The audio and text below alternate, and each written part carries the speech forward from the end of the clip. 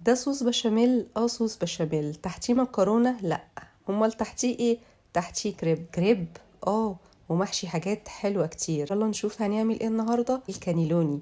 ايه هي مكوناته؟ تعالي اقولك ايه هي مكوناته ابسط من كده مفيش، والطعم هتاكلوا صوابعكم وراها. اول حاجه هجيب حله واحط فيها معلقه من الزيت على معلقه من السمنه، وهدبل فيها 5 بصلات. وبعد ما تدبل البصل كده معايا بجيب نص كيلو من اللحمة المفرومة وبحطه على البصل.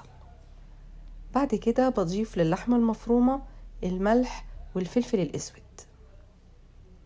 ما تزوديش في الملح، يعني معلقة بس صغيرة، علشان هنضيف إضافات تانية فمحتاجين الملح يبقى قليل. بنسيبهم يتعصجوا، وبعد ما يتعصجوا بنضيف 4 طماطمات بنفرمهم في الكب عادي، وبنضيف كمان ربطة من السبانخ بتكون متقطعة قطع صغيرة، وبعدين بنقلبهم وبنسيبهم لحد ما يستووا. بعد ما بيستووا بيبقوا بالشكل ده. بنبقى مجهزين 8 كيلو من الجبنة الرومي. انا بحب دايما كده اجيب الجبنة الرومي عادية، مش بجيبها مبشورة لان بتبقى مش حلوة، فبجيبها كده وبفرمها في الكب عادي. هنا انا خلاص قفلت النار، بقلب الجبنة وبس كده. الحشوة بقت جاهزة معانا. شايفين المطة بتاعت الجبنة ولا التست العالي جدا اللي بتديه للحشوة؟ يلا بقى علشان نجهز الكريب. محتاجة هنا 2 كوباية من اللبن الحليب، وعليهم 2 كوباية من الدقيق، وعليهم 2 بيضة. دول مقادير بالظبط صينية من الكريب. وعليهم معلقة صغيرة من الفلفل الأسود ومعلقة من الملح، وكمان ربع كوباية من الزيت. ببدأ بقى أضربهم كده بالهاند بلندر. ممكن برضو تقلبيهم بإيديكي عادي، لكن هياخد وقت أطول. الهاند بلندر هضمن إن مفيش أي تكتلات.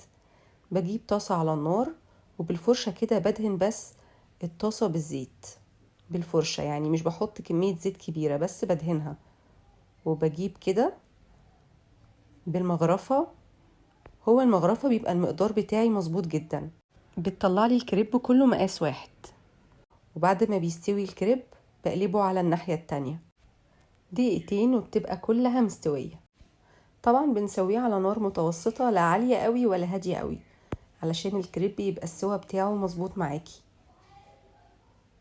بكرر الخطوات في كل الكريبات بعد كده لحد ما اجهزها كلها.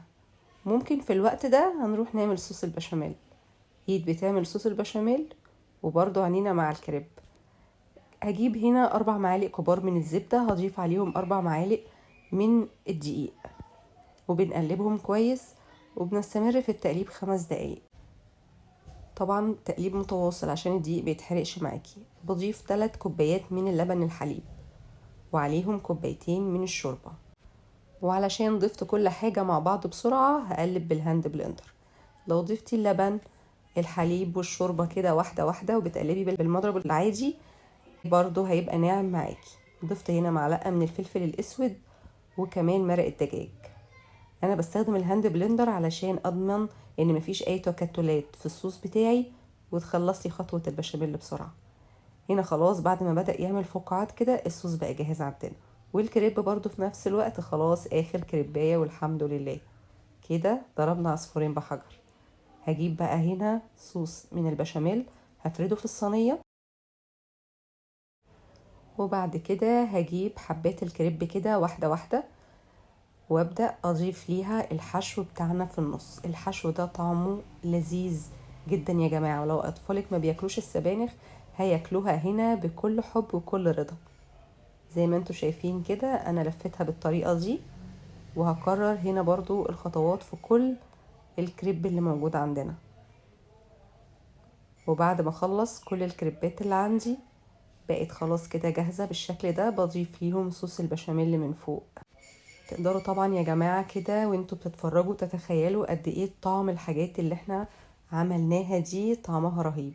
هنحط كمان عليها من فوق الوش ميكس من الجبن. وبعد كده بقت جاهزة ان هي تدخل الفرن. هندخلها الفرن، وبعد نص ساعة بنفتح الشواية وبتطلع بالجمال ده. يا سلام على ريحتها والطعم يا جماعة، مفيش احلى من كده. زي ما قلتلكوا هتاكلوا صوابعكم وراها. وتحدي. هنبدأ نشيلها كده بالشكل ده ونحطها في الطبق. شايفين يا جماعة بجد القطمة منها بتوديكي العالم تاني. طعمها تحفة، ولو جربتيها مرة مش هتبطلي تعملي الأكلة دي بعد كده من جمالها.